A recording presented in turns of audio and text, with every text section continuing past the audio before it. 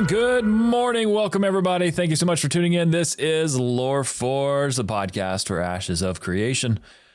We're doing it live here at Twitch, over here at LoreForged Live. All the people, welcome in, everybody. And we are your hosts. My name is Jibbs, and I'm joined by two handsome gentlemen. First one up is from Iowa. He hails from the great state of corn and so much more. Sonny Ravencourt.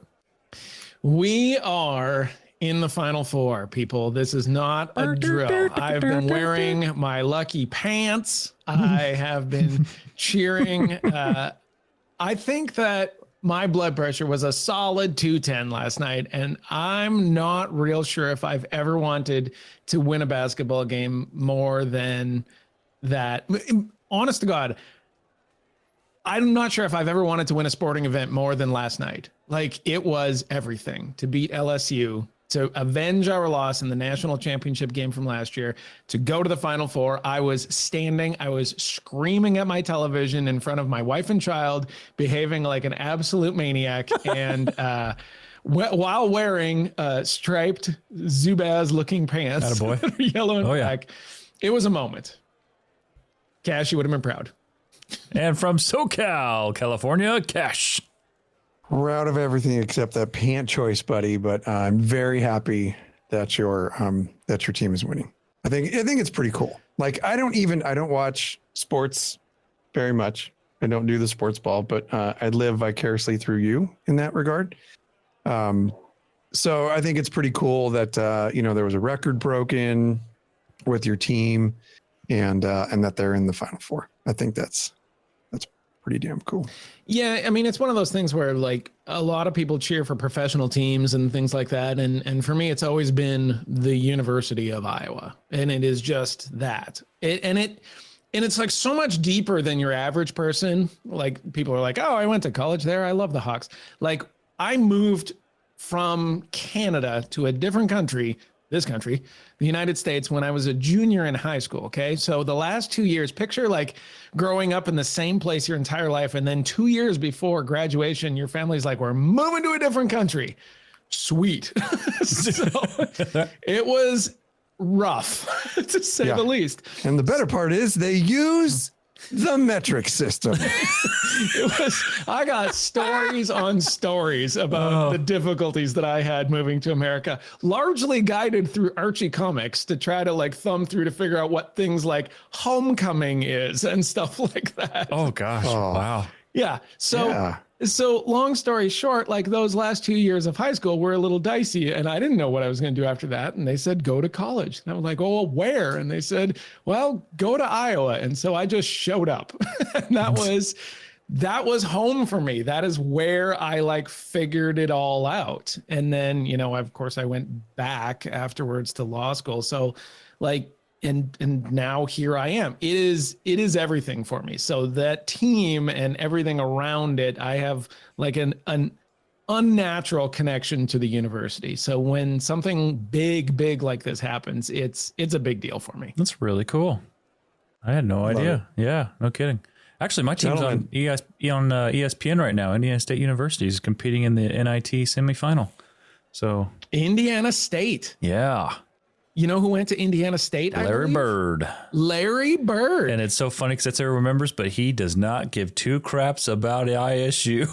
Is that right? Oh my gosh, yeah. We put it's actually sidebar real quick. We put a statue out front. It's like this beautiful statue. He's like, I need to get back over here more. It's the last I saw of Larry Bird. That is what you call lip service. That is exactly it. But no, all jokes aside, no, it's yeah, we're on ESPN right now. So hurry up so I can go watch the game. Let's get Are you telling us to hurry up? I need Cash to wrap up all his points in about 30 seconds. I'm not wrapping up anything. I'm going to tell you guys about my week now. Yeah, tell me, big guy. I've had a hell of a week, you guys. Everything's good. A very, very good real life adulting professional week. So yeah, it was full of a bunch of stuff. It was not full of gaming. That is for damn sure. No, but it was not. It was not. Unfortunately on that side, but fortunately for my real life thing, I took a little promotion at work. very, very excited to have gotten that. Very, very, very happy about it. Absolutely. Thank you, golf clapping. But it also means that my schedule is going to be changing a little bit. So yeah, things are going to change, but all for the better. So I'm happy about that. It's been good things. You're a 9 to 5er. You're gonna be singing that Dolly Parton song. Kind of. Only, yeah, I'm working 4/10s, so it's not too bad. It's much different than shift work, but yeah, I'm kind of excited about taking the girls to a concert next Friday night. So that's very exciting. What concert? Yes. We are going to see Bad Religion and Social Distortion down in San Diego. Bad Nice. Religion. Oh yeah. Yeah, Look buddy. at you. And you're wearing a Misfits shirt. Like, Yeah, Misfits oh my shirt. God. Yeah. Are you not the coolest dad ever? I might be, but like my kid, this is completely like out of her like time frame in life. But the Misfits is her favorite band, period. And Bad Religion was the first concert she ever went to with Oh me. my goodness. With that, That's awesome. so, yeah, Man, we're that's super awesome. excited. They'll be pretty cool. And I think we're gonna be passing right by Intrepid on There the you way go. down to San Diego. Wave as Really? you go by. Throw a sandal as you go by. I should throw one of my sandals out. It's like it's a flip Make an flop. offering. Make an offering. Yeah. Steven! Here's my flip flop. Oh, that's awesome. How fast are you driving? Pretty quick. It's SoCal, bro. We don't linger on the freeways. But anyway, It's like NASCAR in Talladega, Sonny. It's what it is there in good old California. I kind of think of California as just being stop traffic, 8 lanes wide, you know. The Midwest, you're most likely to be stuck behind a tractor or something. That's actually like that. pretty accurate. So every once in a while, you may get the Amish. You never know. I mean, like sometimes True. they show up, Get a buggy. and you're like, wow, where did you come from out of the I woodwork? have actually, because all of Molly's family's from middle America. Yeah, She's from Ohio, so we've been back there many, many times, and definitely been stuck behind a Amish carriage, which is amazing, by the way. Like when I see it, I would imagine the locals are just like, oh yeah, dude. and I'm like, yes, it's the coolest thing ever. Oh, that's awesome. This is the best. I love this. I'll never forget the meme I saw one time of a buggy, and it was during a winter. And anyway, he was just doing donuts with his buggy in this parking lot with his horse, just pulling it. It's the best thing I ever. love that Oh guy. my God. Like donuts Yeah. in the buggy? Yeah, the horse was That- just swinging that thing around, man. That was That awesome. is wild. We just got rated. Yeah, by we did. Hey, Golden welcome Feather. everybody in. Guys. DGF Tavern, you guys are awesome. Thank you so much. Hi, everybody. Oh, we love you Thank guys you. so much. Thank you, everyone, hanging out here. Welcome in. Yes. Well, everyone, again, thank you so much for pushing play, hanging out with us here today at the show. This is episode 34, and this is all about the fighter archetype. We have not talked about this at all anywhere, I don't think, on any social media. So we are revealing our first impressions, how we feel about it, what we saw, and so much more. Also, Sonny's got his finger up. He's checking the weather. So, Sonny Ravencourt, what you got? What's the forecast? I totally forgot. There's one thing that I have to say, and that is season 2 of Bespoke just came out, which is our friend Burns's video. Now, you two were on season 1 of Bespoke, and so he decided to clean up the leftovers and invite me to season 2 of Bespoke. And so he is releasing that, but there's a lot of people on there. Chibi Bree is on it, which is why awesome. I just remembered from the Golden Feather Tavern. And it's a lot of fun. So check that out. And you know who the pinned comment on it was? Who's that? Stephen Sharif. Steven Sharif. Stephen That's Sharif so cool. gets on there and he says, I love you know, that. this is fantastic, but more importantly, he loves to see the collaborators collaborating together like I that. love it. I love it. Can't beat that, right? Can't beat that. What a great community pat on the back that is for all of us, I would say. Agreed. You know what's neat about that is that each of us as content creators, we're doing our best to create the Ashes fam. Just bring that Ashes family together Yeah. as content creators, and then each of us as content creators has communities, and then the communities itself become a family, and it just makes this big giant bunch of people that love what we're watching and seeing and are super excited for the game. And then, you tell a friend. Before we know it, it's going to get busy, but we're all going to have been here and have, tried to foster this family thing. And I think it's pretty damn cool. Yeah, agreed. And speaking of fostering family and whatnot, Sonny, we had some updates with LoreForged before we jump into the mailbag, before we jump into the fighter update. This is true. We're not very good at organizing this show, are we? Nope. No, we're not, but we're getting there. Top of mind. Okay. So this is something that we were going to talk about before the show, but I was just so excited about it. And I thought, we should wait for the show. So one of the things that that has been going on with us is we're out in a bunch of different places. We are on Twitch and we are on YouTube and we have a Patreon and all of these other things. And there are people that are actually supporting us. And so sometimes people are like, oh, well, what are we getting for this support? And the answer is this. We love to put money back into the show to make it a better product for you, a more high-end product. We're always trying to push that envelope for what we can give to you. So we found a company. They are out of England. And so we're going to be working with them. And we've got a couple phases to our plan.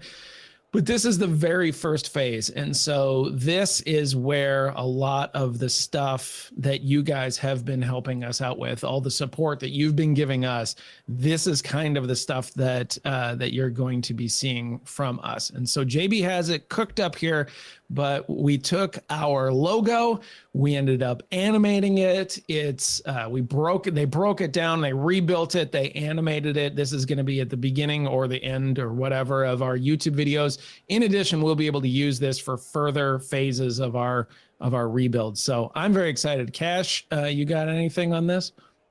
No, just thank you for handling a lot of the dirty work on this whole thing. And I'm just super happy with the way that it turned out.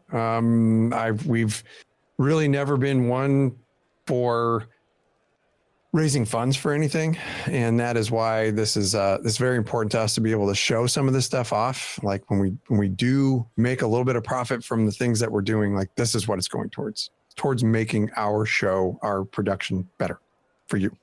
Agreed. And this comes straight from this comes straight from the patron support. This is where the funds go. Like it's not for us, it's right back in the LoreForged. And so I'm pretty stoked about it. You ready? Let's do it. All right. Hopefully this works. And I'll add it in post for audio, but here we go.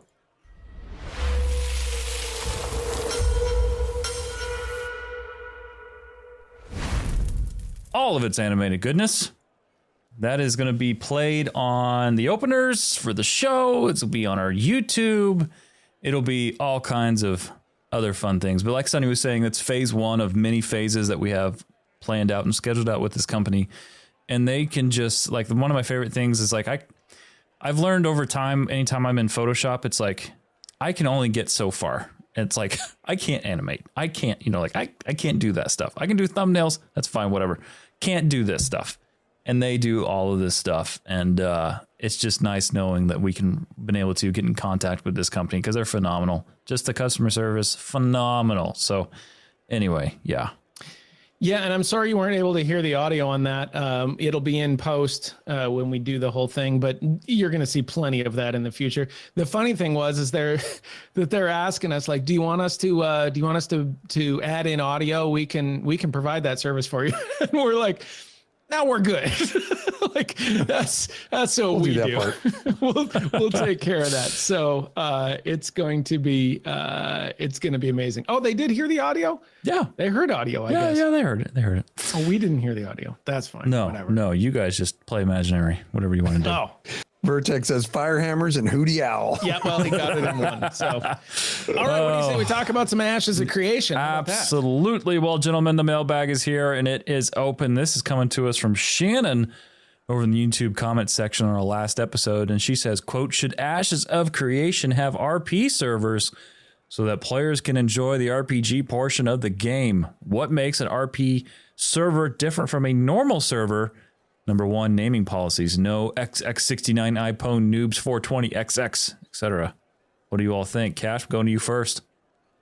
First of all, I want to give a fat shout out to Shannon, because Shannon has seemingly been watching our stuff and commenting on every single video for a while, and it's just really, really cool to see. So I want to thank her for showing up and enjoying our stuff. Thank you very much, Shannon, and thank you for the question.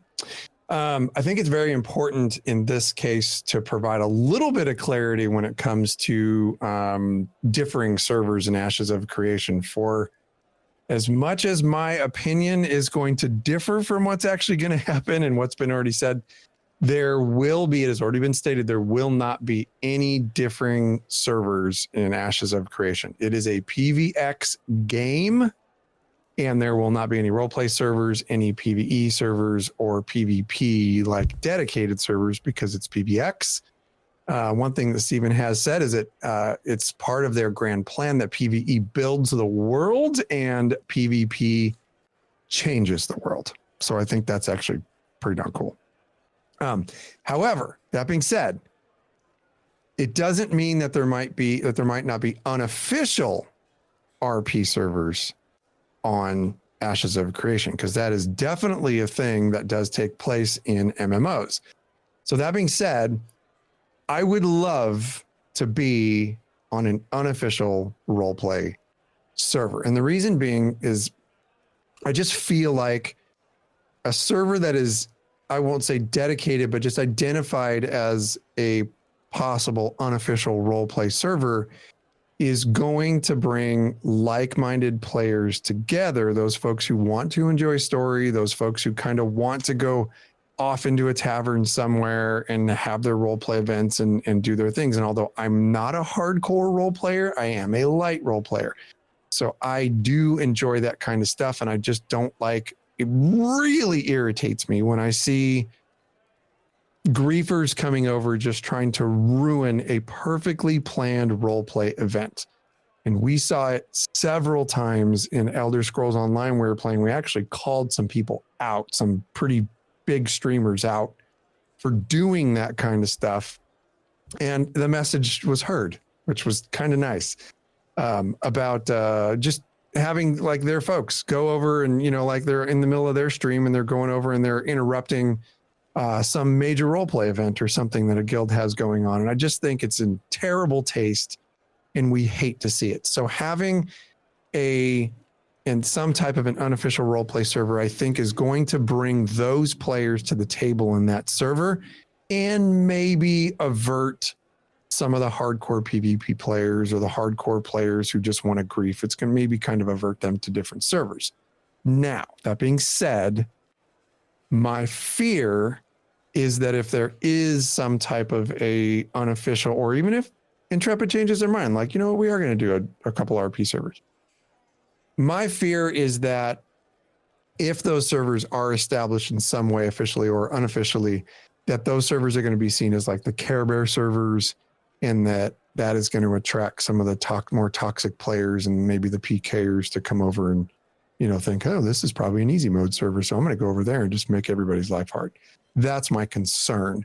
But would I like to see it? Yep. Sonny, what do you think? I guess I wouldn't have thought that, like, you dropped that in at the end and it just made my brain kind of go sideways, that a toxic player would see an RP server and say, like, that's where I want to be so that I can be toxic. And like, your logic checks out, right? Like, if they think that it's going to be a Care Bear server, that would be where they would go. But it just kind of broke my brain there for a second. I had this whole thing thought out of what I was going to say. And then you dropped out and I'm like, do they want to do that? Is that what they do? That's what they live for. Sonny. It's just, yeah. They're also on Reddit, just so you know. It just kind of threw me. Okay, first of all, we got to deal with the obvious thing. And that is that XX69 iPhone Noobs 420XX is clearly an alt of Bong Slayer 42069. Okay. So he's coming at us through multiple channels now. So we got to get that out of the way. Cash is right. The PvX system is one of the pillars of Ashes of Creation, and the pillars don't get taken down. The pillars are the pillars. They will be there forever, and Steven will die on that hill. So unfortunately, if you want an RP server, you're not going to get one. Now, having said that, Cash is exactly right. That doesn't mean that people won't RP and people won't more or less create subsystems in a server to sort of accomplish that. I am not a hardcore RPer. I know that Cash and JB have both done little stints with light RP during MMOs, and they really, really like it. I don't love names like XX Bong Slayer 42069. I just don't. I honestly would love if there was some sort of system to be able to get rid of all of those. I don't necessarily need RP in my MMO, but I could do without a lot of the stuff that is anti-RP. And a little bit of RP is a lot of fun. And so I'm hoping that Ashes of Creation facilitates a little bit of this with the PVX system. I do like the concept of a PVX system as opposed to an RP server or a PvE server or a PvP server, because I don't know, JB, I know that you and I have gone through this a few times where picking a server is like a massive decision. It's like, do I want to be able to have that feeling of danger when I'm going out into the world that I could be killed at any time? Or do I want to have that sort of dull cow eyes look when, you know, I know that nothing can hurt me, and so I'm just wandering around without a care in the world? Sometimes I like that danger. I don't love being ganked. I don't love, you know, when I'm trying to do something to have the quest giver be dead, you know, and God knows if I was actually doing an RP thing, then being trolled the entire time is no fun at all. So I guess, you know, without belaboring this thing, because I'm going to hand it to JB, like, in the corruption system we trust, I guess. Oh my God, that should be a challenge In coin. corruption we Right? trust. Like, I feel like there's a lot riding on this, and I don't think you can kind of get into the PVX system without talking about that, which is a much, much deeper rabbit hole than I'm willing to go down right now. Yeah. But I'm with you. Like, I hate those names, and I'm willing to try a little light, you know, fun with my game and be a role player. Now, calm down, Cash. I said just like a little bit, little bit. I got something on names. I'm going to let Jibs finish. Come back to me when we're done. I got All right, something on JB. names that I was super All excited right, about. Cash, you Let back me ask clean you up. this, JB. JB, like, how much of a decision has that server been in the past for you? It's enjoyable. Like on your question alone, and then I want to jump in on Shannon's question. It's enjoyable. It adds so much more depth in to your gameplay experience, and she's actually in chat. Shannon's in chat. Thank you. I'm so glad you're here. It's awesome. She said, "Quote: Even in WoW, we'd PvP and weren't pushovers, so it isn't like the RPers aren't up for a fight." And that's true. Because hey, like, just because we like to sit around and write stories doesn't mean we don't like to get in for a good scrap. Like, that was one thing I'll never forget that Cash and I did. Cash, I don't know if you remember this. We did RP with a random guild that we joined years ago, probably 5 at least years ago, you know, and I remember. I remember we were going through the Wrath Lich King area, and we were like on a patrol, quote unquote, and another group came in, and it just turned into this massive brawl, like stuff like that. Like, and the leaders knew it was going to happen, but we didn't. And so it felt like you had a scene, you know, like you had this whole thing that took place. No matter what, at the end of the day, say what you want about RP, but the fight was real. That was real. People came to play, you know, and that's the way that PvP is. It's like, hey, if it's red, it's dead, son. So like the, you know, the cutthroat, at least that's the way it's looked at. But, you know, like for me, like I really, to answer your question, Sonny, yes, that is something that's very enjoyable. And if it can be found, and kind of going off what Cash said, in an unofficial way for Ashes of Creation, even better. And on to Shannon's question when she asked, you know, should Ashes of Creation have RP servers? That's an excellent question, Shannon. I think that really what you see with Ashes of Creation in particular is kind of what the guys have already said, and that is the PVX system. You can't have one without the other. And so in a lot of ways, it's weird with Ashes. You know, like I really feel like with Ashes of Creation, you kind of have to reformat your thinking of MMO because of how many systems are like tied to each other, right? And so it's just different.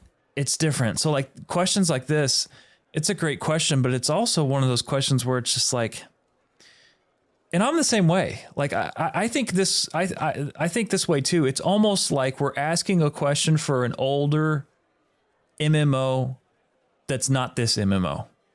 It's like it can't apply necessarily to Ashes because of how the systems are interlapped and how they work together. It would be weird to have something without the other because it's so interdependent. And that was something that really Steven, really is hammered home about. So to answer this question, I think that innately it will be, you'll have those unofficial RP servers. I think that's probably the take for me, kind of going along with Cash. And truthfully, like, hey, I'll be the first to tell you, Moonguard or Emerald Dream, I'm down. In Warcraft, just don't go to that inn that's south of Stormwind, all right? And on Moonguard.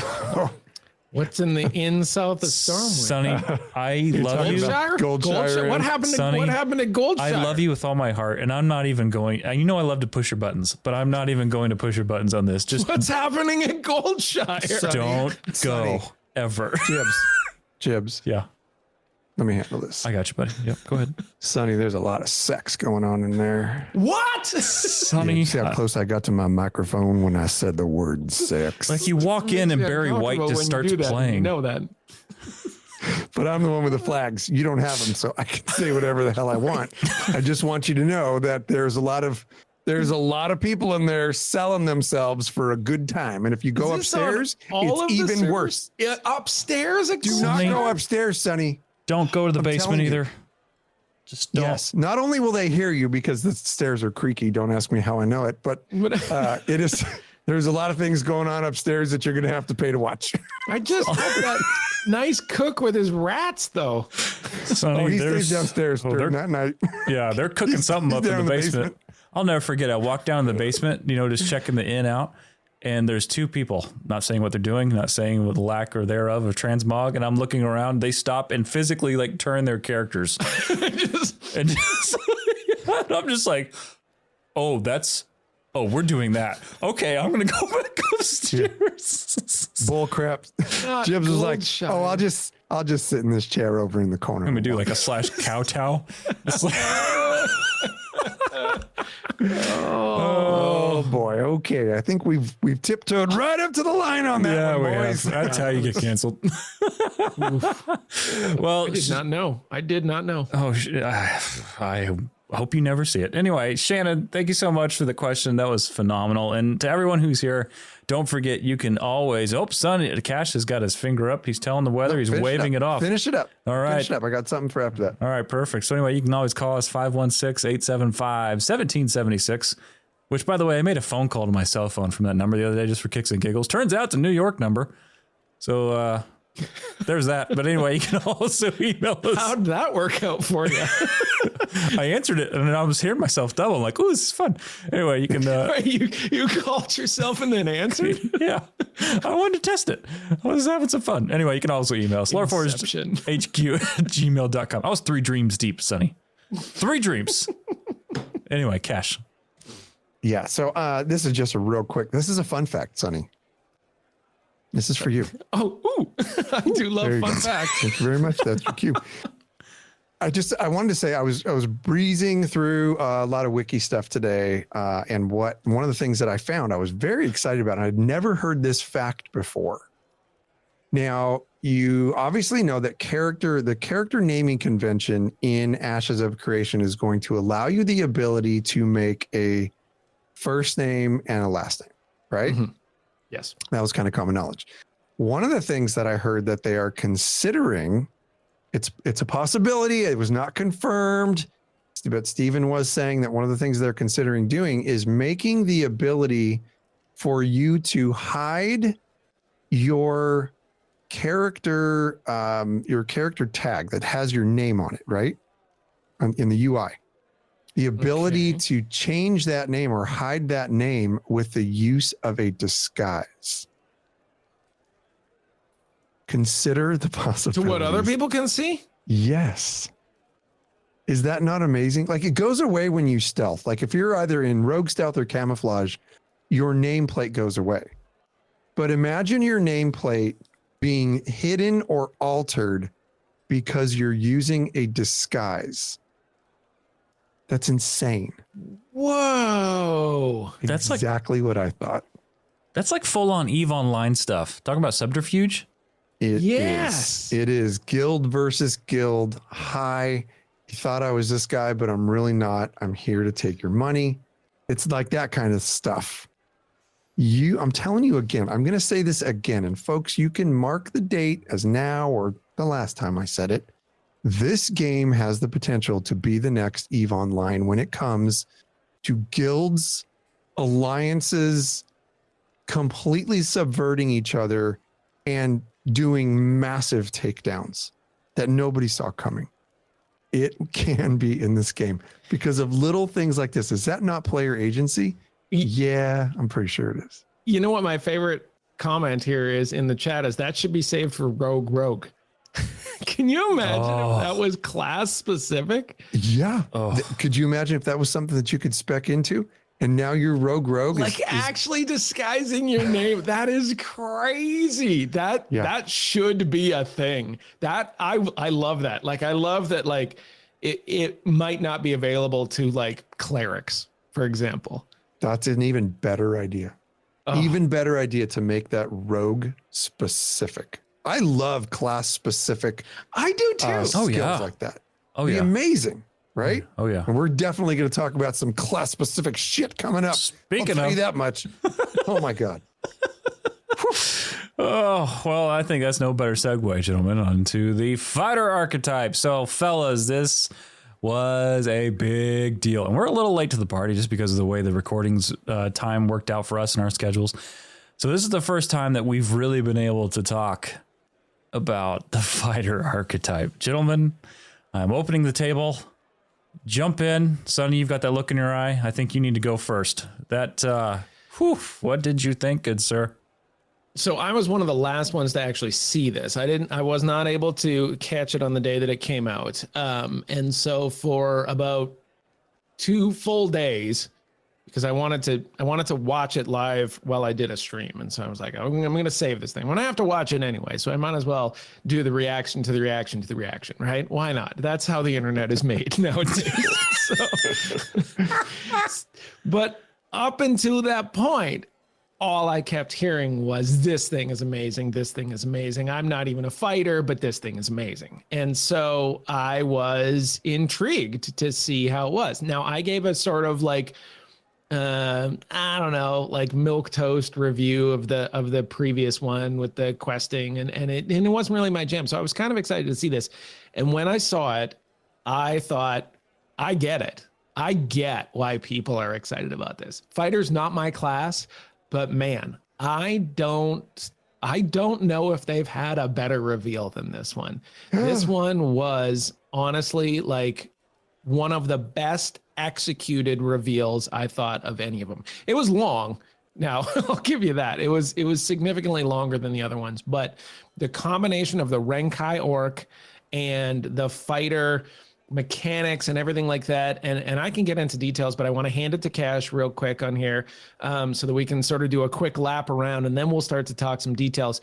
But it looked great. It looked like something that would make people excited to be a fighter that had no intention of being a fighter. It was a big deal. So Cash, let's do the first lap around here. Overhead lob here. I think it was very exciting for people who are going to play fighter. There's zero doubt in my mind that there were a lot of bullet points that were hit that I know we're going to cover here. But it was downright terrifying for range classes. I'm telling you that flat out.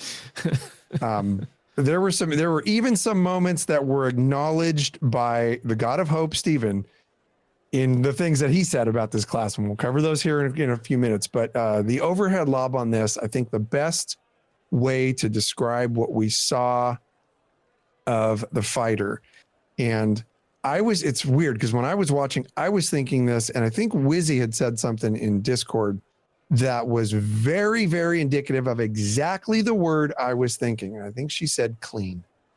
It looks so clean. And I was like, yep, like that's exactly what I was thinking. It looks clean. The gameplay, like we haven't seen much melee fighting, friends.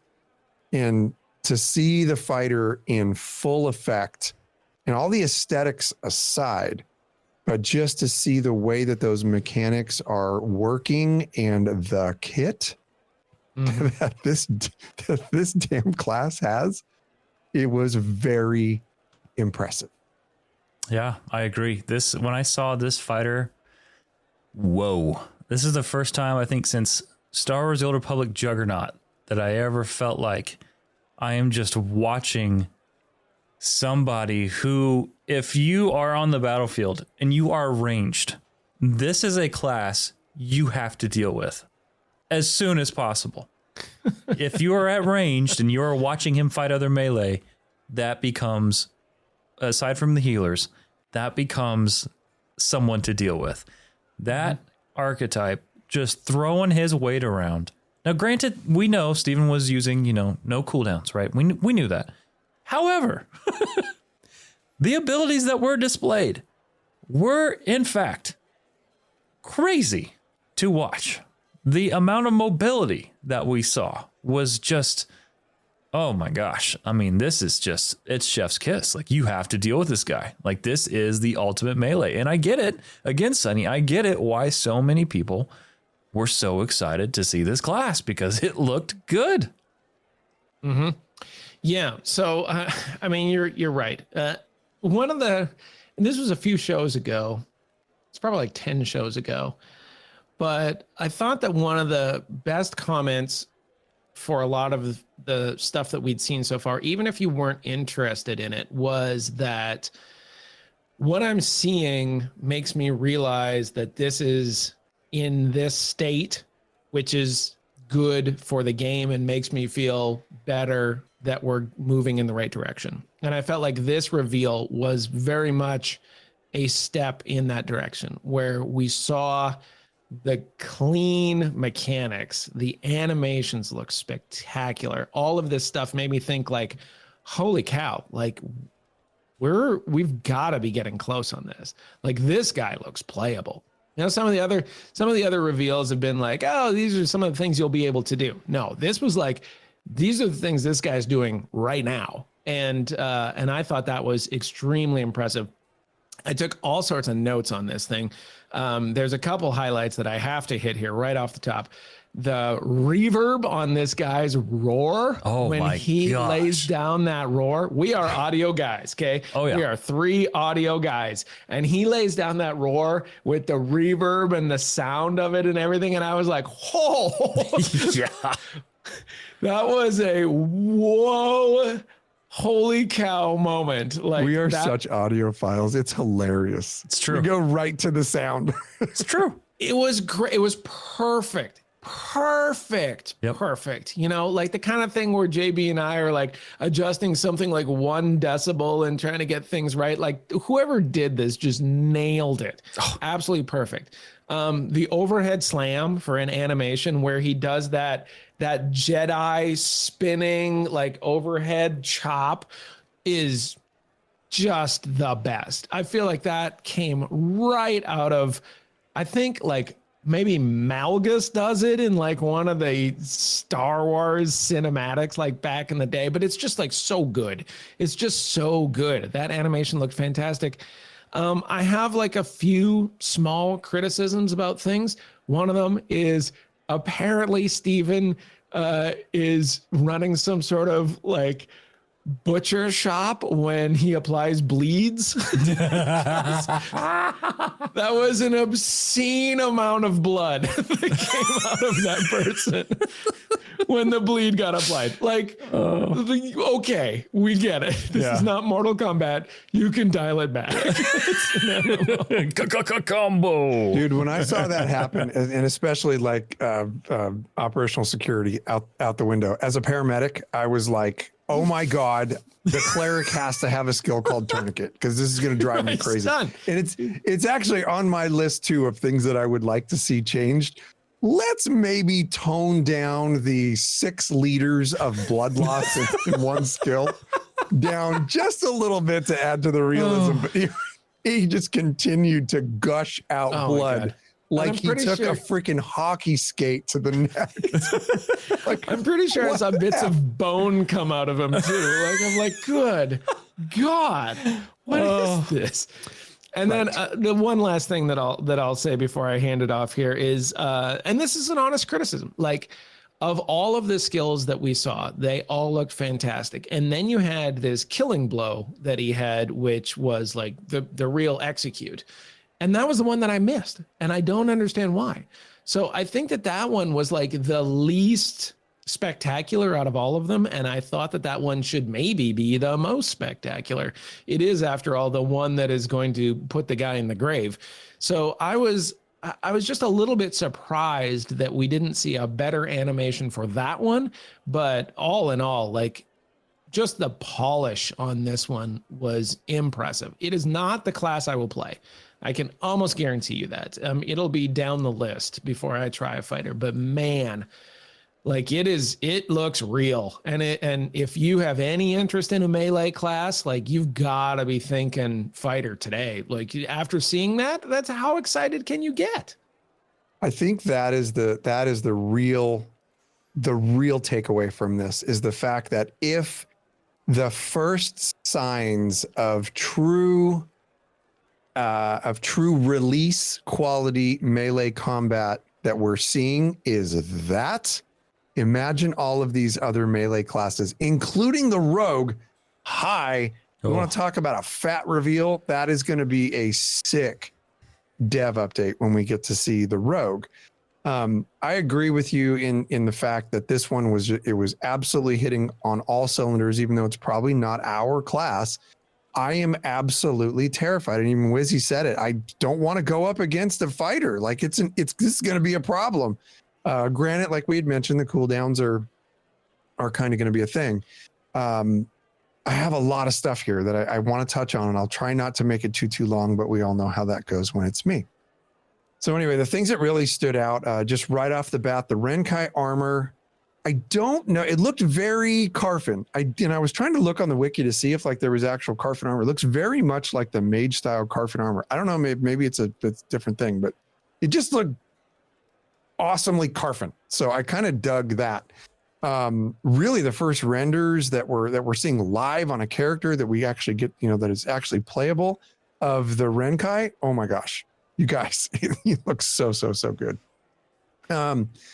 I love that they went two-handed. I would have loved to have seen dual wielding swords. Would have been really, really cool. But the two-handed sword, the combat just looks so smooth. And the thing that I really attributed it to, and I might get crucified for this, or I might be beloved for this. We never know what anybody's going to think when it comes to the things that I say. But the melee combat looked like it has a really healthy mix of the Eastern MMO and the Western MMO.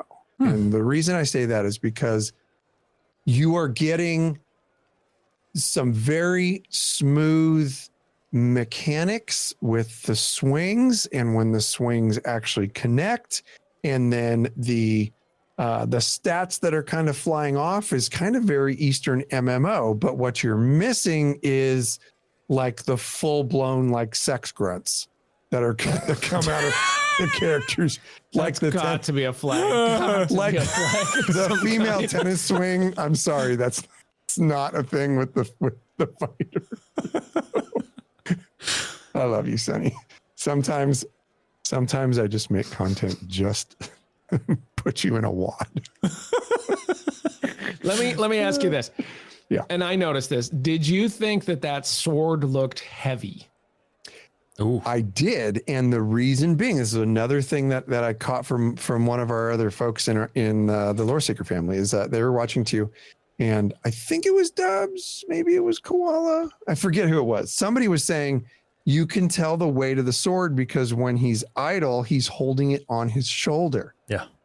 So I not only appreciated that they showed the weight of it, and they showed how much power it takes to actually move that thing around in an arc. But the other thing that they did is they did not make the swords overly big. So we're not getting a massive Final Fantasy freaking, car door that the guy is swinging around. It is an actual maneuverable sword, but you can tell that it's a two-hander. It's heavy. And there were times when he would go from the two-handed swing into like the one, and then he would come back and then his hands would join. So like just the mechanics, the animations of that were just on point. So super excited about that. Other thing about the sword is that, when he takes a swing and he misses or makes an impact, if the sword makes an impact with the ground, it leaves like this red hot gash in the terrain. And I was like, okay, let's notice that for a second. How badass does that look? It was pretty badass. So I was really, really excited about it. Now you go through some of these skills, and I'm gonna go through a few of these skills that really, really just hit.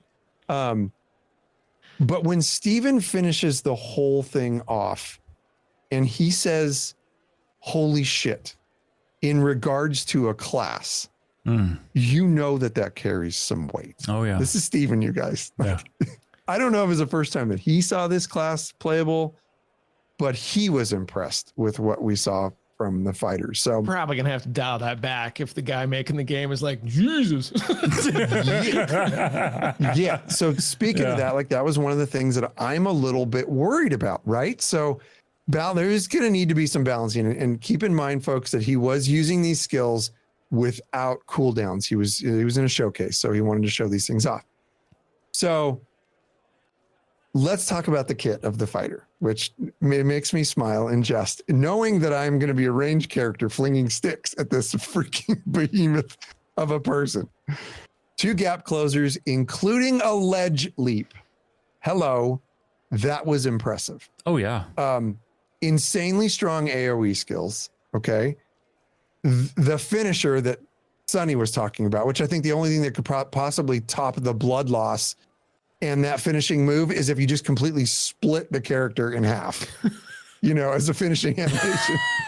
The fighter has just crazy crowd control. He's got a hamstring move. He's got buffs. The fighter can heal their own health and mana. There's a berserker type skill at the end that Steven called this one God mode.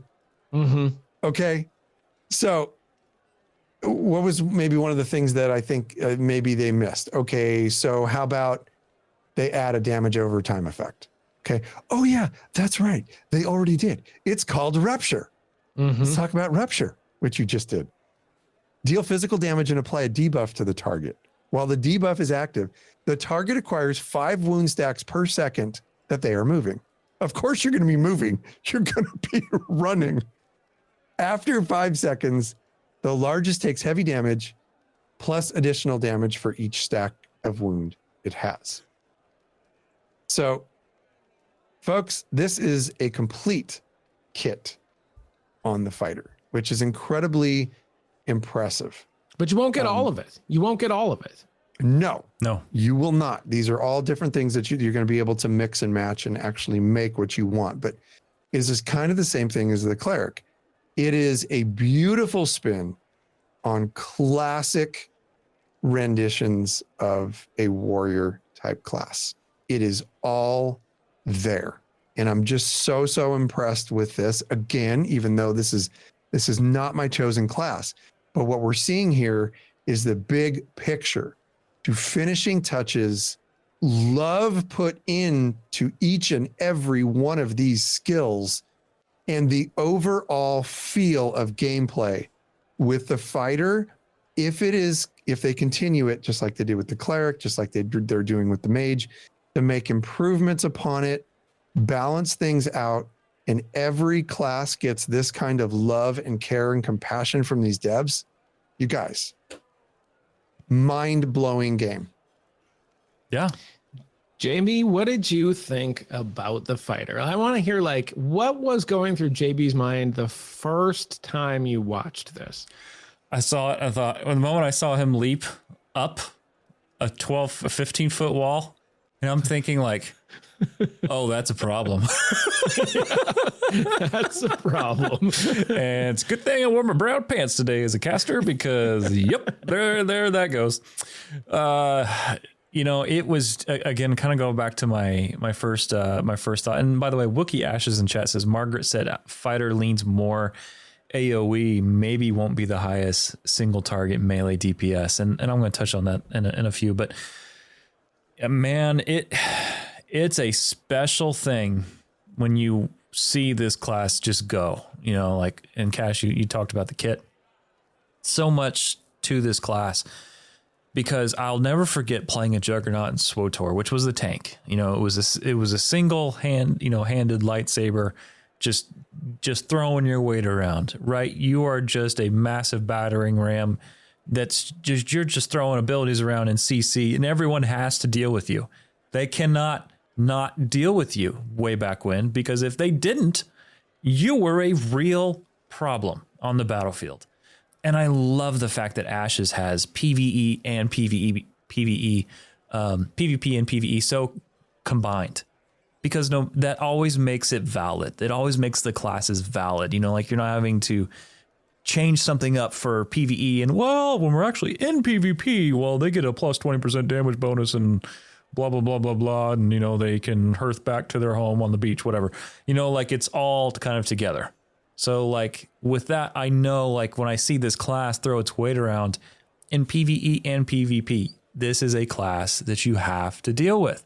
There's no way that, look, casters, to all of you out there who are going to be like me up on a ridge, please focus this person.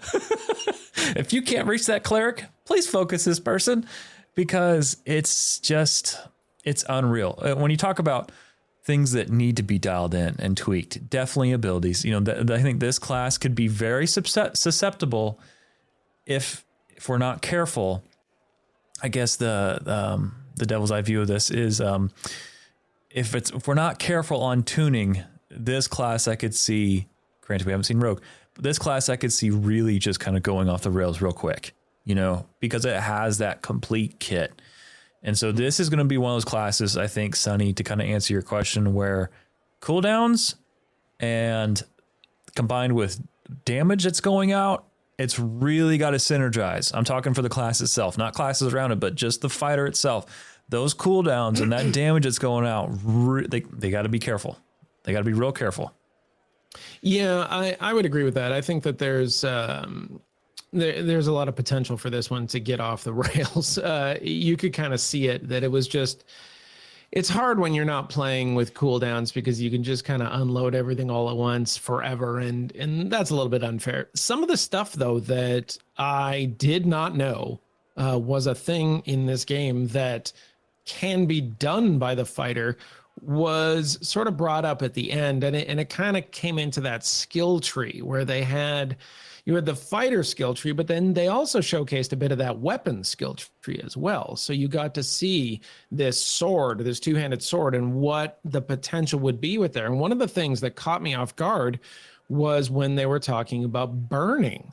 So you can set up this fighter to have burning mechanics. And he dropped this line in there and he said, that can also set up on a mage that might be a fire mage or something like that. And I thought, oh, this is something that I had not considered. Yeah. If you're getting synergy between like putting burning on somebody with your sword, and then the mage is coming in, and if they're already burning, they get XYZ to their character, you could have some pretty deep stuff. That weapon skill tree did not look small. It looked pretty deep as far as a skill tree goes. And that was cool. That was the kind of thing that I like in MMOs, those sort of deep skill trees. And I think it gets, a lot of the questions are about metas and stuff like that. And I guess I don't really know whether or not a deeper skill tree means it's more likely to be something that becomes meta or something that's less likely to become meta, because you have so much creativity involved with it. But whatever the case, I'll take the creativity, because that's what I think is a lot of fun. just like the cleric, the kit is highly customizable, which I think is one of my favorite things about Ashes so far. It is something where I have a lot of options, and then I'm going to dial it in to be the fighter that I want to be, the fighter that I'm good at playing. Just like the cleric, you have a lot of options and you're just going to tweak it to be the cleric that you want to be. And so the fighter was very, very much like that. The last thing I'll say on this is that I thought that maybe more than anything else we've seen, this fighter had a high skill ceiling. I thought that the some of the maneuvers that they were doing when they were jumping up before doing the charge to get exactly at the level of the cliff and things like that, that you could really see a person who is skilled with their character be very, very good with this character. It just a high skill ceiling sort of play style. It wasn't just a button mashing. I felt like this fighter could be something that could be tricky, but really, really rewarding in the hands of somebody that is good. It was a lot of fun to watch, but again, the best part of it was the customizability of that kit. Yeah. So let me ask you guys this, and Cash, I want to go to you first. What do you guys think of the direction of the fighter archetype? That was something that was Intrepid was really wanting feedback on. Cash, what do you think of the direction of the fighter? I think the direction of the fighter harkens back to a lot of those classic styles of warriors and berserkers and barbarians from the RPGs that we grew up playing. Yeah, I really do, and I think that, you know, that may seem vanilla to some, but we're really looking to get back to, at least I am personally, and it seems like Intrepid is and Steven's vision is, to kind of get back to those classic archetypes of D&D. And it's not just D&D. I mean, you look at like a lot of our favorite games were kind of like that. You know, what else is aside from D&D? You look at games like EverQuest and Shadowbane and all those games that I played like way back in the day. This is the type of fighter character that I want to see. I want to be able to build a barbarian out of this archetype. And if that's what you want, you can. So I love the direction that they're taking with it. And this is just a wonderful foundation of skills, the base skills. Sonny mentioned the skill tree, which really just adds a lot of flavor for the passives that you get to choose. There are so many different ways you're going to be able to build your character to either augment your gameplay style or augment the style of your group in whatever way that you want. So as for direction, I'm 100% on board. I love it. Sonny? Yeah, I would agree with Cash that it felt more old school. I thought he said something that was incredibly poignant earlier, which is that it did have flavors of Eastern MMO in it for me. I was surprised by that. I thought that you could definitely see some influences of Final Fantasy type of gameplay in there. And it is interesting to see that, the big sword, the heavy sword. I like that. I thought that they did a good job of blending that into something that made a lot of sense for me as a player. One of the things that I really liked as far as direction of the fighter was that the swings that he was taking were big swings, right? This was a two-handed sword. But if you look at like how his swings ended, if he ended on the left, he was coming from the left on the next swing to the right, and just these big sweeping things that were just like Kingdom Come Deliverance type of style. Like it was the sword maintained its position in the universe, right? Like it made sense. And so when you have a character like a fighter, the direction of it, like thematically, is that this guy is, you're just sending it. Right? Like it's just full send into the line with a big heavy weapon. And that's exactly what you got. There was no part of this character that you thought was a finesse behind the line picking your moment type of thing. That's what I would expect out of the fighter, and that's what I felt like I got. That's a really good point. And really to kind of like capstone this question between the both of you, like that was the vibe I got, was just a barbarian, man. The guy that you just send in and just let him go. Okay, Sonny, when you talk about that roar, whoa. And then watching the weight of that sword just getting flung around and just the pressure. I want to point out the pressure that I think this class is going to be able to provide on the battlefield. It's going to harken back to like maybe an Arms or Fury Warrior, and also from other classes as well. I know Final Fantasy has some of the classes there that kind of also allows for that kind of pressure from a melee class. Like those are, and you talk about skill. You get that kind of class into the right hands when somebody can just be willing to dedicate themselves to like learning it and maximizing their skill level with that class. It is just something else to watch on the battlefield. It's just, I'll never forget when Cash and I we were playing World of Warcraft. It was a battleground, and I'll never forget this moment because it's the one point I thought to my life, I need to play a warrior, was when these two guys, you couldn't kill them, but they ran around together. They never left each other's side, and they were a complete menace on the battlefield. And because we couldn't deal with them, they just kept pushing with pressure and pressure and pressure. And Cash, I know that, even the controls and everything that was going on with the class was looking good as well. Yep. That was the last day you played a hunter. You went directly to warrior. That's not true. That's not true. I no longer had a ranger companion. That's so full of crap. That's not even true. Can't beat them. Hey, there's one thing that I want to hit. Actually, a couple things I want to hit. In regards to feedback, I saw something in this whole thing that really, it made me smile, and it made me smile so much that I needed to write it down and mention it on our show. One of the devs, and I apologize that I don't remember which dev it was because a lot of people were talking during it. In regards to leaving feedback, this developer said verbatim, "We're all experienced developers. You're not going to hurt our feelings. We just need to know what sucks." That made me smile.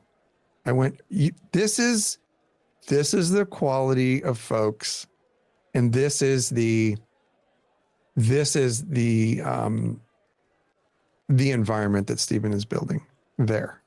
This is what they want. They want and need our feedback because they want to build the game that we want to play. For the most part, we talked about the pillars. Those pillars won't change, but there's so many things that will change based on our feedback. So when we give good, constructive feedback based on the things that we're seeing and what we would like to see, don't think that goes unnoticed. They want to know what sucks. They have thick skin.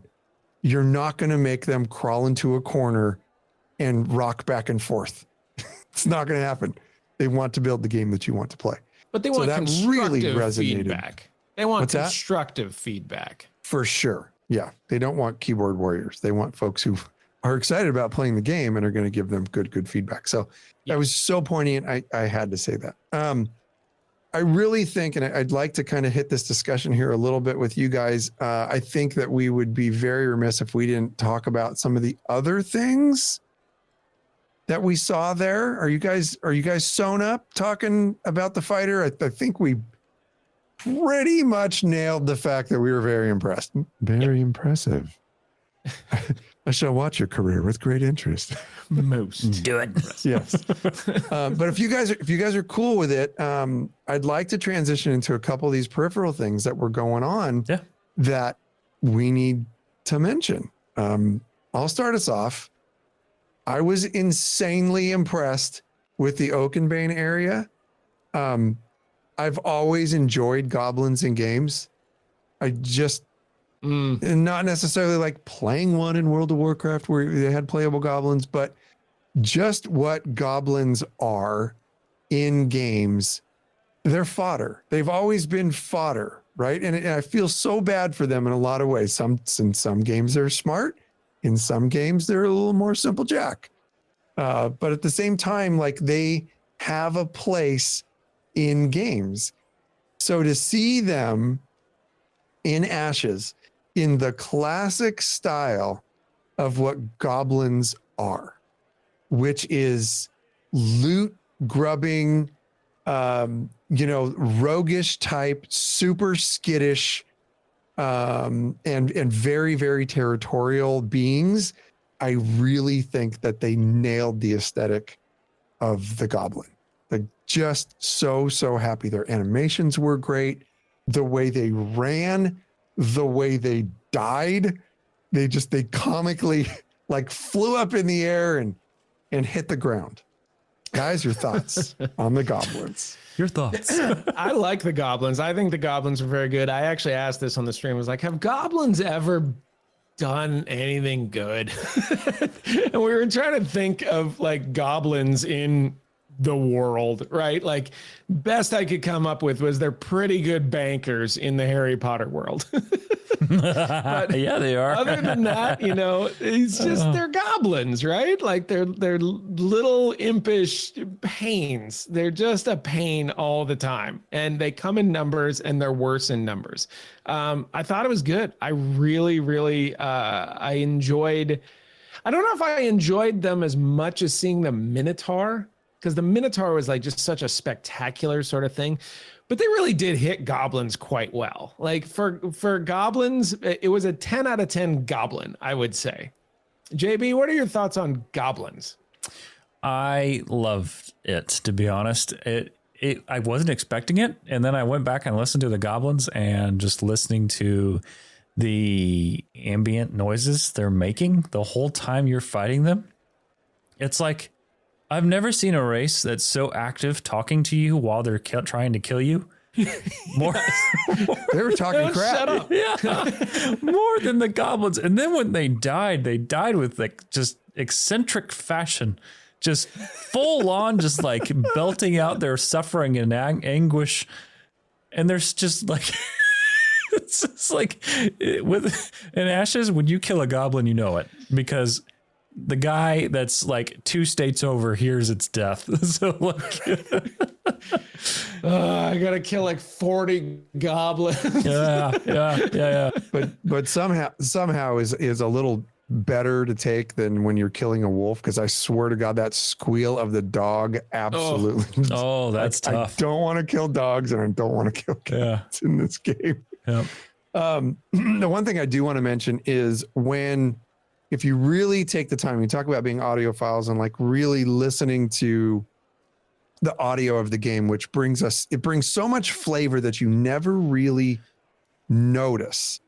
But if you just take the time to stop and listen, one of the things that really hit me was as the party was fighting a bunch of goblin shaman, you can hear them speaking in their language as they are chanting spells to cast at you.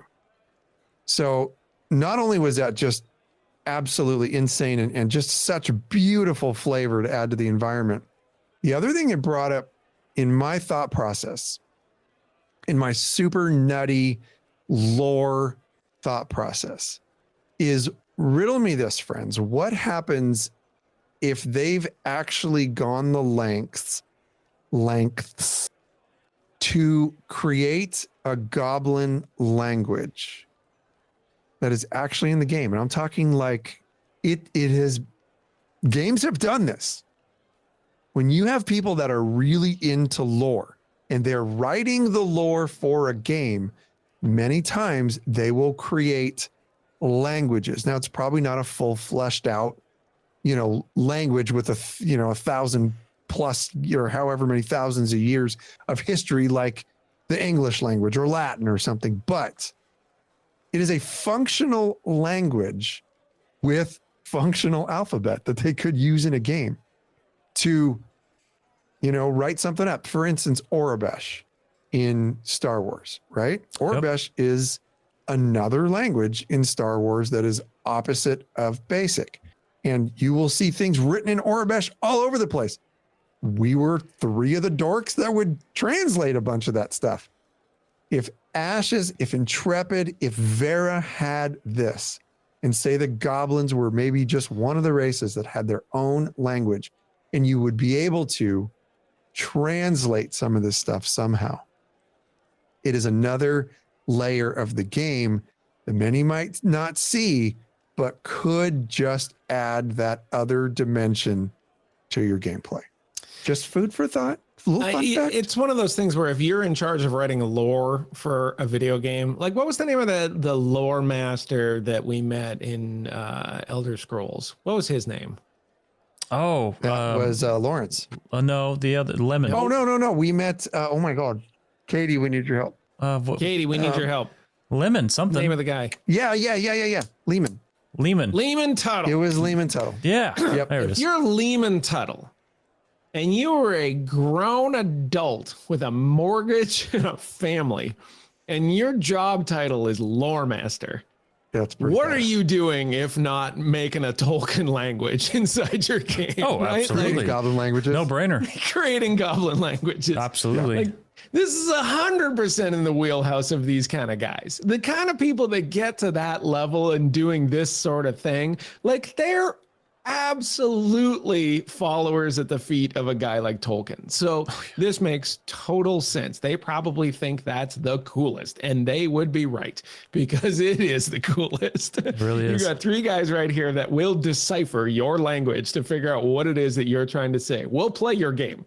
We will, and it will be fascinating. So yeah, I think that's like entirely plausible. I think it's even more than plausible, and I would maybe even bank on these guys not just saying gibberish, but like actually having some sort of meaning behind it. So I that's the kind of stuff that a show that is called LoreForged is going to be all about. That's just cool, right? Like to be a grown adult and to know that there are other nerds out there nerding out as hard as they are in their own little nerd tunnels is like the best, right? It just makes you feel like there is a good place still in the world to go. So yeah, that's all I have to say about that. Not just plausible, probably likely. I think one of my favorite things in games and especially like as content creators, and we spent time in content creating for New World and a lot of time content creating for Elder Scrolls Online. There were times when both Amazon and ZeniMax would put cryptic things out on social media, within the game, and we would take a lot of time to decode that stuff. I mean, there were times when I was looking, I specifically remember having a digital blow up of the maps in New World, the map of Eternum, the world map. And I was blowing those things up and doing research on each little symbol that I could find. I found so much stuff relating back to, the travel during the, mid 17th century, the travel of the Templars, where they might have landed. And we uncovered a bunch of really cool stuff that they'd built into the game. And I'm telling you right now, like, as much as I love game lore and actually playing the game, I equally love diving into the small little Easter eggs that a lot of these developers put into their marketing campaigns.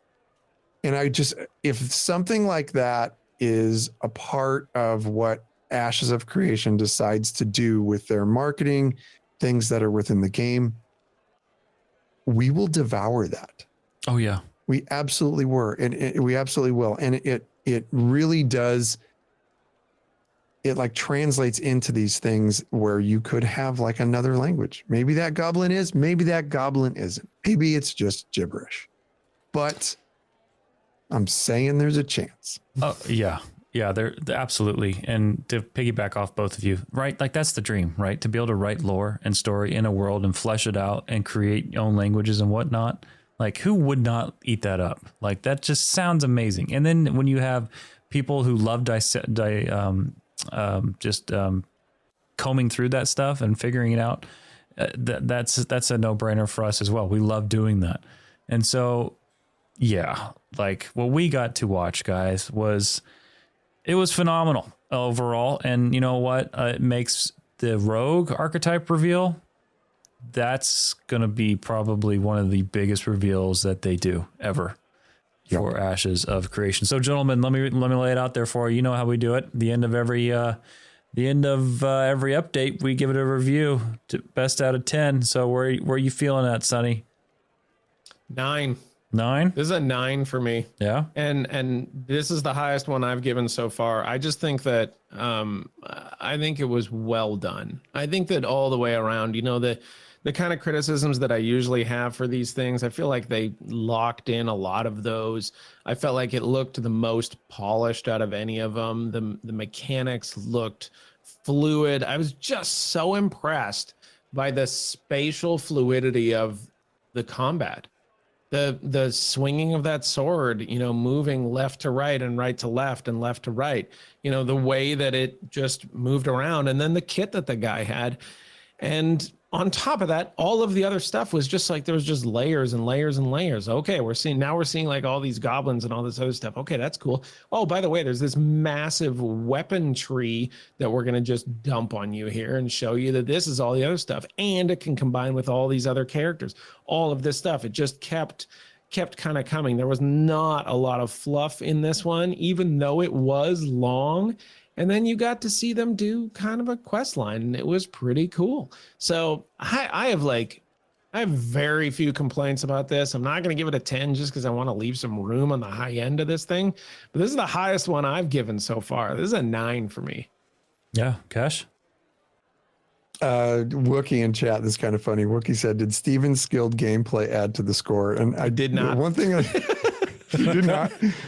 I did not mention earlier before I get into my score is I caught Steven there were so many goblins, you guys.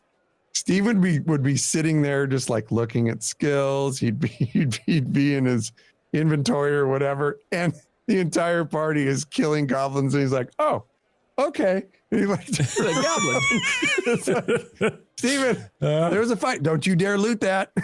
There's a fight going on. Anyway, I'm right with Sonny. I'm going to give this the highest score that I've ever given. Again, not my class. I probably will not be playing fighter, but the aura that is around everything that they showcased with this particular class really is going to start hyping up the folks to play this game because it just hit on all cylinders. I was so happy to see. Even the reaction of others that came in and had watched this, the reaction of other content creators, there really seems to be a pretty overwhelming love for what they showed with the fighter, the way the world is coming together, the way the UI is coming together, how just that, for me personally, that mesh between Eastern MMOs, which are insanely popular, and Western MMOs that we know and love, that bridging of that nexus between the two, I think, is just really, really doing well. So for me, 9. Very well done. I think I'm going to go with the 10. This was a complete dev update, and you knew it was right when you saw the reaction from the community, more so than just the people who are following it. This turned some heads, 1,000%. This definitely increased the hype train and the people watching this game. We got to see the weapon skill tree, which was something that I look forward to diving more in future episodes. Just phenomenally done. The skills that were shown, those style of melee that was shown, just fantastic. Overall, this isn't going to be my class, but my goodness, 10 out of 10. It was great. The polish on the game's looking great. We got to see a lot in an hour and 38 minutes of just gameplay. Yeah, that's the most we've ever had, and that was phenomenal. So I'm stoked for all the melee players out there, and I don't know, I already said it, but this just makes me look forward to the Rogue even more. What's that going to look like? You know, that is such a monumental old school RPG. It's right up there with Barbarian. You know, old school RPG class, and that's one I know that they have to nail, and I really believe they will. So I can't wait to see what they do with it. That's gonna be a tough day for me. Sorry, go ahead. That's gonna be a tough day for me. Yeah, I think so. Same here. No doubt. Yeah. That's gonna be really, really tough. That I'm, not wanting to dive right into Rogue, because I love that gameplay just as much as I love Ranger. I just might love Ranger a skosh more. Yeah, I would have thought that like Rogue would be the big one and that Fighter would be the one you sort of mail in. I feel like a lot of games do that with fighters. They do. Like if you're gonna put we got to put a warrior in there, and somebody's got to have a warrior. So, yeah, okay, here's a warrior. But that was not what we got. Yeah, I'll be surprised if Rogue has as good a reveal as this one. I mean, they'd have to knock 2 out of the park in a row. They certainly hit this one. So it will. Yeah, I just have trust. Yeah, it's going to be sinister. It's going to be dark. It's going to be poisons. Good. Poisons. Like poisons. Yep. Poison launchers. Potion launchers. Nope, I don't want that. Steven! Potion launchers and sandals. Well, everybody, thank you so much for tuning in. Thank you, everyone here at LoreForged Live, for hanging out with us this evening as we did the show. If you enjoyed your time here, let us know how we're doing, whether it's comments on YouTube or on your podcast app of choice. Let us know what you think of the show. We sure do appreciate it. You can always call us 516-875-1776. And of course, you can email us, sunnyloreforgedhq@gmail.com. You can go to loreforged.com to find the links to all of our Ashes of Creation content. That is our link tree. It's got our merch shop. A lot of people are wearing Sleepy Owl Tavern stuff now, which just warms my little heart. I love it so much. Nerds. It's good looking. You feel good in it. You look good in it. Look good, feel good, play good. Get yourself some Sleepy Owl Tavern merch. You can go to youtube.com/@LoreForged and check out all of our stuff, including our brand new little animation, which is the best. So we're very excited about that. And finally, twitch.tv/LoreForgedHQ. I've been streaming like a bandit, streaming all the time during the day and having a great time with it. So come join me during those days that I'm not working to be able to have a good time and chat some Ashes. We've had some fabulous conversations, a lot of which have ended up on this show as topics. So that's a big thing. And then finally, Patreon. Get all of our content early and much more, including we have our own little private Discord happy hour channel here for the patrons as well, and they get to see everything early, and it's cool. And they also get the State of the Owl. So that's at patreon.com/LoreForgedHQ cash. I jest about the merch and calling people nerds, because I are one. So there's that. We know. Actually, I have bought I forget what they call it on the site. It's like a athletic fit, or it's the Lauren Lax pills that you can buy. I don't know if you saw that on our social media. You got those. It's the Lauren Lax. It's the new product line we brought out on April 1st. The April Fool's laxative pills from LoreForged. Well, you're missing out. You can't get those. So if you're looking for them, I'm sorry. If you're going to read a 2,000-page tome on Uber, you need Lauren Lax. That was a joke. It's because it's like a play on reading lore and then pooping your pants. You did great job. Okay. Anyway, you did good there. Forward on this one. Pretty deep.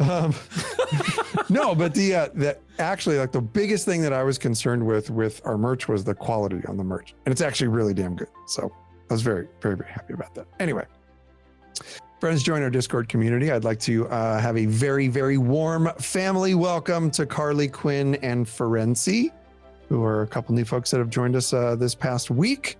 Remember that the LoreForged community is for everyone. Doesn't matter who you are, no matter what walk of life you come from. Come and join us to be a part of our family. You can follow us on Twitter, but I think it'd probably be more fun if you follow us on Instagram, because we're having some fun over there. I just put a post up recently that I really hope Sunny gets to soon. It's fun. It was for him. Anyway, you can follow us on both of those platforms at LoreForged HQ. And yeah, that's pretty much it. I don't have anything else, you guys. Is it about 100-year-old book on bees? No, but dude, tell that story. That was the funnest thing. So Cash and his significant other, look at his background, for God's sakes, right? Like, look at the Sleepy Owl Tavern that he's in.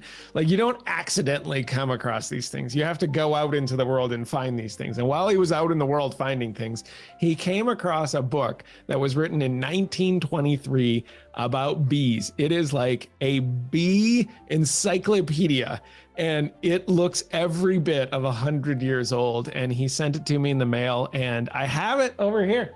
I have it right here.